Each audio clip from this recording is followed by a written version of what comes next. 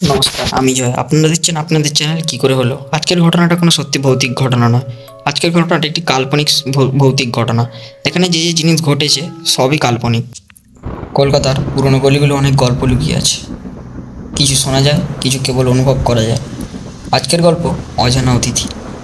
এক এমন অতিথি যিনি একবার এলে আর কখনো চলে যান না।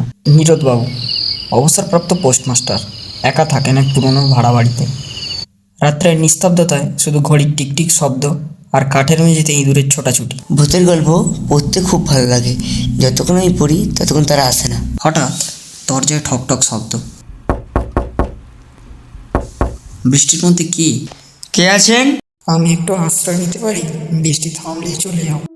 ভদ্রলোকের পোশাক সাদা ধুতি, কালো ছাতা, চোখে মোটা ফ্রেমের চশমা, কিন্তু তার চোখের দৃষ্টি যেন অনেক যুগের ক্লান্তি জমে আছে।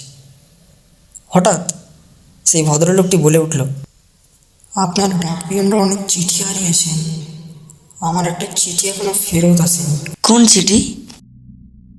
যে চিঠিটা আপনি পাঠিয়েছিলেন 1943 সালে, আমার মৃত্যুর 3 দিন আগে।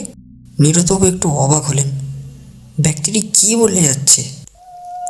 লণ্ঠনের আলোয় দেখা গেল লোকটির গায়ে জল নয়, কাদা।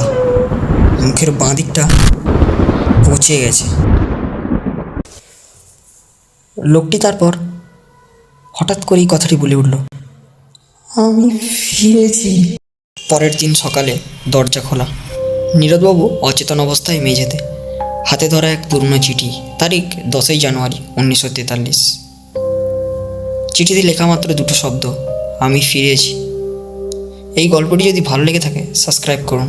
আর মনে রাখবেন, কিছু অতিথি শুধু বৃষ্টিতে আসে না, তারা আসে অপেক্ষা পূরণ করতে।